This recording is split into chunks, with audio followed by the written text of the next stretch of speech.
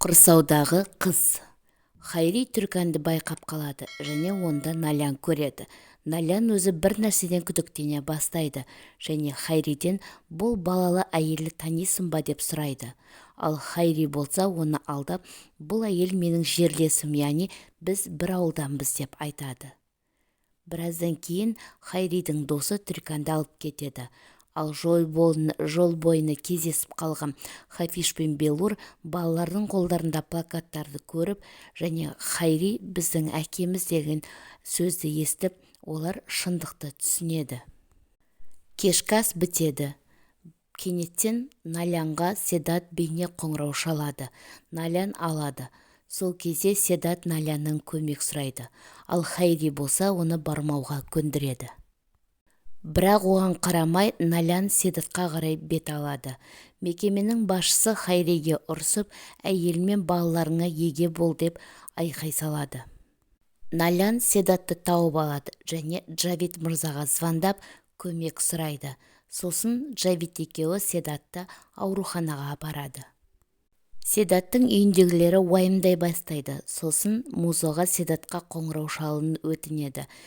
Музо Седатқа қоңырау шалғаннан кейін Налян Музоға барлық шындықты айтады.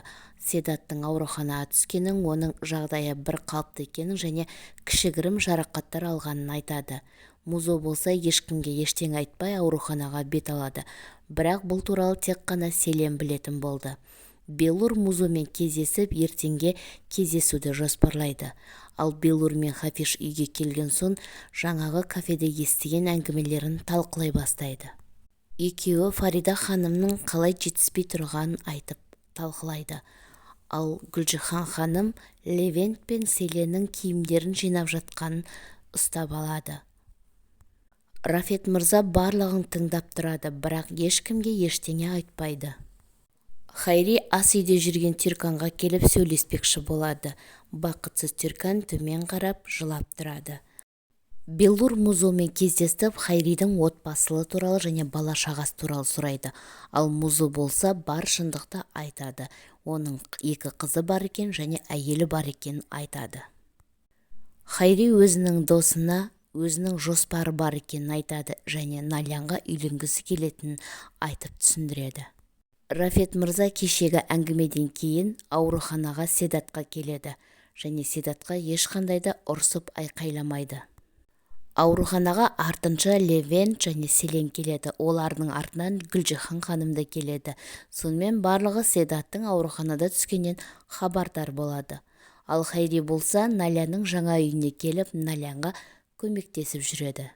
Хайри Налянға келіп бір нәрсе айтқысы келеді, бірақ сол мезетте Белур мен Хафиш олардың әңгімесін бөліп жібереді. Музоға бұның бәрі ауыр тиді. Хафиш Метиннен хабар алады және оның ауруханада екені жазылады.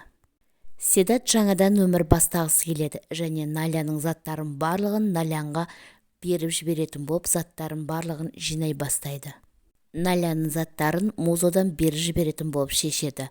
Ал Налян болса жаңа үйінде Белур және Хафиз үшеуі ас ішіп отырады.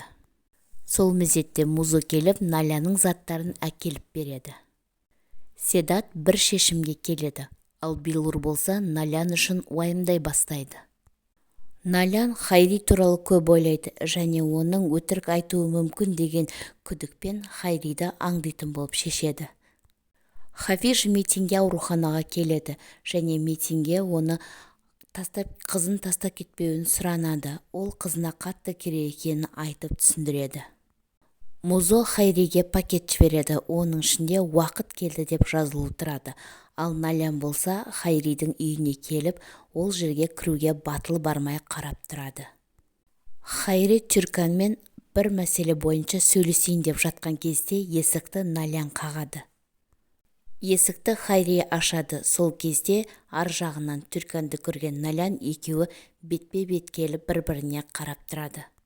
Налян барлығын түсінеді де үндемей қарап тұра береді. Барлығын көрген Налян үндемей машинасына отырып үйіне қарай бет алады. Ол өте қатты қайғырып жылай бастайды.